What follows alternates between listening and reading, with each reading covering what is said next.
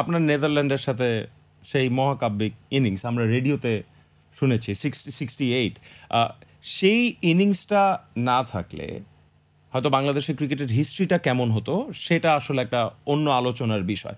এখন আমরা পরবর্তীতে দেখেছি আশরাফুলের অ্যামেজিং ইনিংস বা রিয়াদ সাকিবের এক্সট্রাঅর্ডিনারি পার্টনারশিপ, বাট আপনার মনে হয় না as a cricketer at least a generation should know Akram Khan বাংলাদেশের ক্রিকেটের জন্য এটা করেছে? অবশ্যই সাকিব তামিম তারা অনেক না পপুলার না হবে আপনার দিদি, থেকে, ফের কিন্তু না, আমি কিন্তু আপনার কখনো আফসোস হয় না যে এটা আরো বেশি না জানানো দরকার ছিল? না এটা কিন্তু অ্যাবসলিউটলি যারা ক্রিকেটের সাথে ইনভলভ, যেমন বিসিবি আছেন, ওনাদেরকে কিন্তু এই জিনিসটা করা উচিত। কারণ আপনি যে আতার ভাইকে যে প্রশ্নটা করেছেন যে সম্মানটা, আমরা আল্লাহর কাছে হাজার শুকরিয়া, আমরা কিন্তু অনেক সম্মান পাই।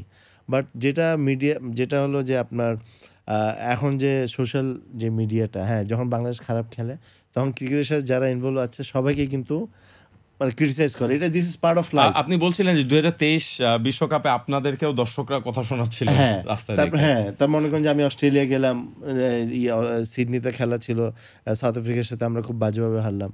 তো প্লেয়াররা তো ওদেরকে আসার সময় কিন্তু লোকরা কিন্তু আবার আমাকে মানে অনেক কথা বলেছে। তো এটা কিন্তু আমরা we take it very easily. এটা কারণ আমি ইমোশন তো বুঝি যে যখন জিতবে তখনই কিন্তু আমাকে দাঁড়ায় করে।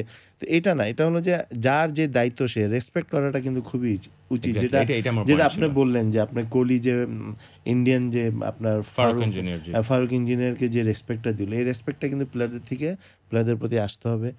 বাংলাদেশ ক্রিকেটকে যে অবদান রেখেছে ওদেরকে কিন্তু আমরা সম্মানের সাথে, রেসপেক্টের সাথে ওনাদেরকে স্মরণ করা উচিত।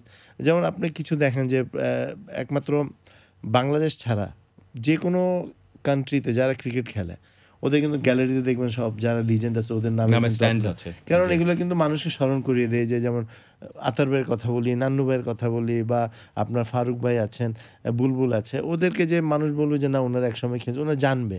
তো এই কালচারটাও কিন্তু এখানে আসেনি। সো আমি যে জিনিসটা বলতে চাই যে আপনার সবাইকে সবার প্রতি কিন্তু রেসপেক্ট থাকলেই কিন্তু আপনার সব কিছু আপনার এবং আগানো এটা একটা সম্ভব। ক্রিকেটিং কালচারেরও ব্যাপার যে আমরা কিভাবে আমাদের দর্শকদের, আমাদের যারা নতুন ক্রিকেটার আছে তাদেরকে শিক্ষিত করছি।